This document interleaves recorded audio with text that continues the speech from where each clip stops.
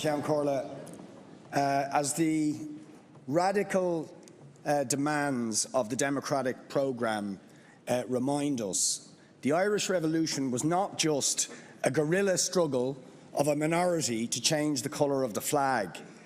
It was a massive social upheaval of men, women, working people, the poor, the downtrodden, to demand an end to deprivation, to poverty, to secure the right to housing for children, to share out the wealth of the nation in a fair way, and to subordinate the rights of property to the needs of the people.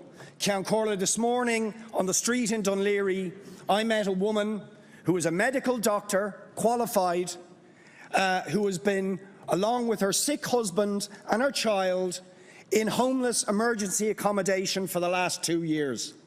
She should be working in our hospitals, helping alleviate the waiting lists and the trolley crisis, instead of suffering that plight, along with thousands of other children, many thousands of other men and women, hundreds of thousands who cannot afford their own home or extortionate rents. And for me, in this sense, the modern inheritors of the Irish Revolution and the democratic programme are not primarily the people in this room. They're the people who took to the streets to fight water charges. They're the people power movement that achieved marriage equality and repealed the 8th Amendment. They're the people who've been on the streets in recent weeks demanding the right to housing and to end the scourge of homelessness.